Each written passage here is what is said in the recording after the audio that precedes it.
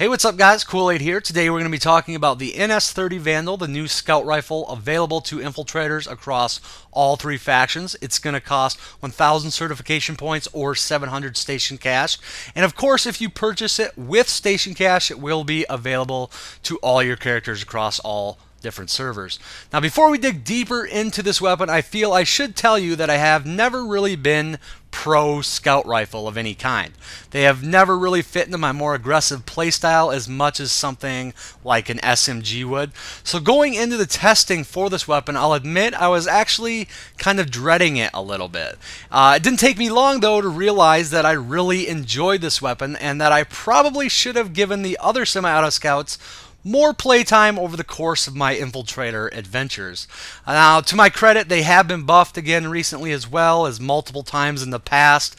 But regardless, forcing myself to do this Vandal review and forcing myself to use the Vandal has sort of opened up new doors to me, I guess you could say. And I'm actually enjoying all scout rifles, or all semi-auto scout rifles, a little more now since I started using the Vandal. Still not so much of a fan of semi-auto snipers, but that's a topic for another day. So anyways, let's jump into the stats of the weapon, and we do once again have all the stats available to us. There was a little period there where we didn't have access to the stats of the new weapon, but that is in the past, so let's get started. Now, I will tell you guys all the stats of the Vandal, and then I will do some comparisons to the other semi-automatic scout rifles, just to let you guys get a better idea of whether or not you should buy the Vandal if you already own one of the other semi-auto scouts, and if you're looking to purchase a semi-auto scout. So the Vandal is going to do a maximum damage of 334 out to 15 meters. It will reach its minimum damage of 280 at 75 meters. So on standard non-nanoweave targets, you're usually looking at a 4-shot kill within the optimal range of this weapon. But if you are within that 15 meters, it is going to be a 3-shot kill, and it can even be a 1 or a 2-shot kill if one of them shots is a headshot. So with that damage, you're going to get a rate of fire of 255 rounds per minute, which is pretty standard for your semi-automatic scouts. It does have a short reload of 2.6 seconds and a long reload of 3.5 seconds. You will get 15 rounds per mag with an ammo pool of 75 rounds. The Vandal has a muzzle velocity of 520 meters per second. That is going to be a little bit less than the other semi-automatic scout rifles. Now, it does have a vertical recoil of 1 with a horizontal recoil minimum of 0.1 and a maximum of 0.2. It does have a bias to the left and a recoil angle minimum of -13 and a maximum of -10. So basically what that means is during sustained fire, you're going to want to pull down and slightly to the right on the mouse. It's very easy recoil to control, and it's even more forgiving if you are using the foregrip, which we'll talk about more in a minute.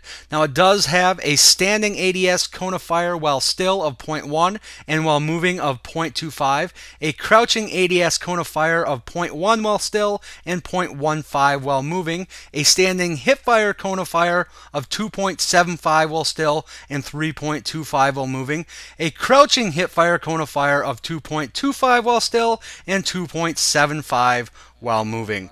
It does have an ADS bloom per shot of 0.3 and a Hipfire bloom per shot of 0.6.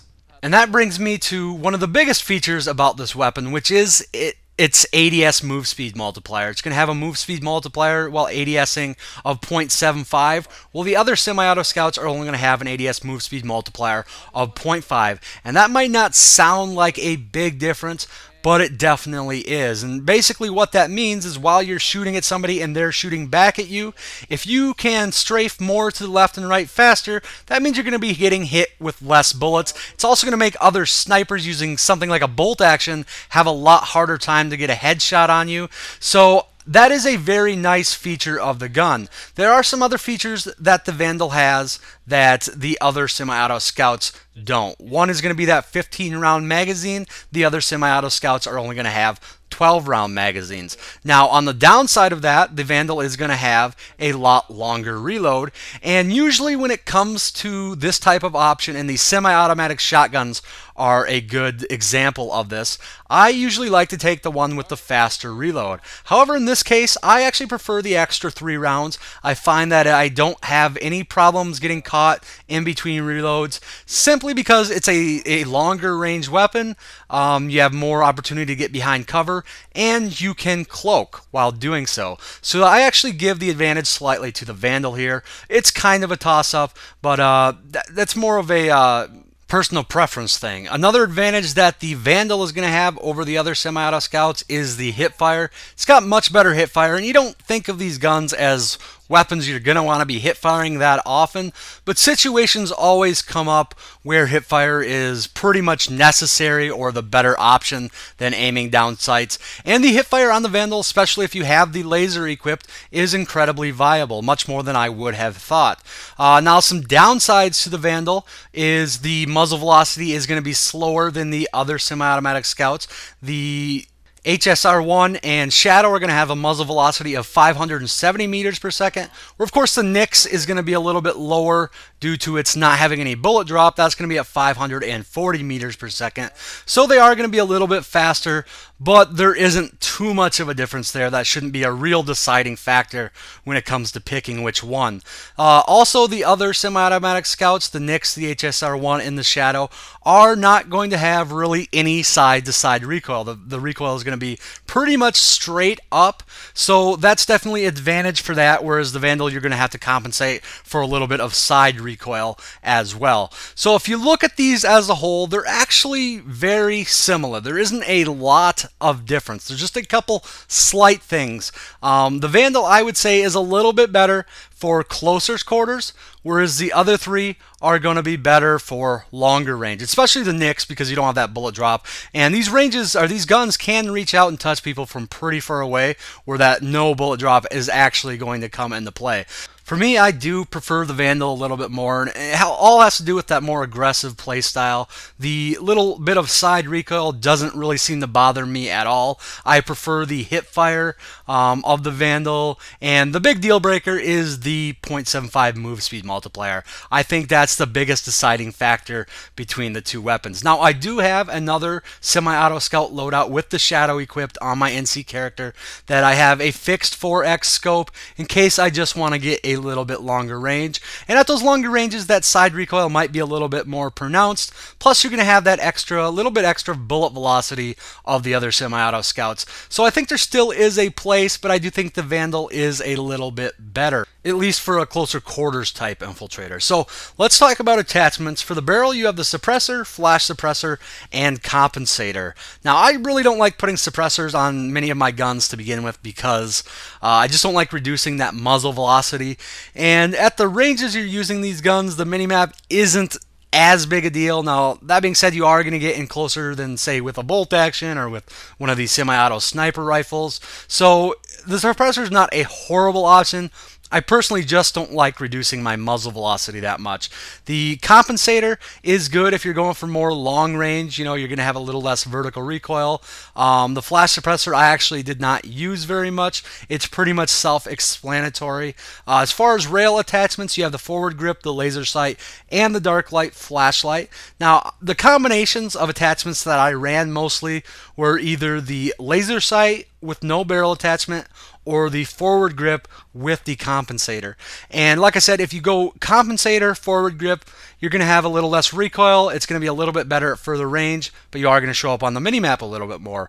That would be my suggested loadout if you're a less aggressive infiltrator, if you plan on staying out at further ranges a little bit more.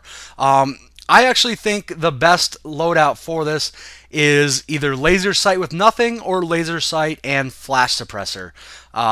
Simply because the side-to-side recoil isn't that much, not hard to compensate for, so the grip is going to be wasted a lot, and the compensator you're not going to want to throw on if you're using the laser sight, because they're kind of counteract each other. So either laser sight and nothing or laser sight and flash suppressor was a good combination. As far as optics go, you can really use anything on this gun. The only one that I probably wouldn't go with too often is the 6X, and that's just because I don't like using these weapons at that extreme range. I'd just much rather be using a bolt action at that point. But I had some good success with anything from the 4X and down.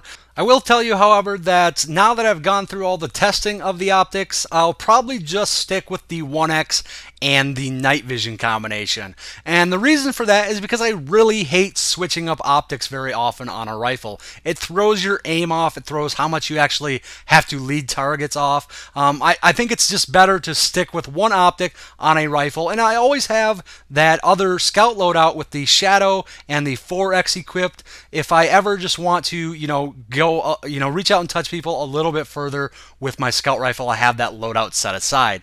So anyways, that pretty much wraps up the review. If you guys have any other questions for me that I may not have answered for you in the video, please feel free to ask them in the comment section. Or of course, if you just have any other comments for me, go ahead and leave them there as well. But anyways, guys, that's all I have. As always, thanks for watching, and I'll talk to you all later.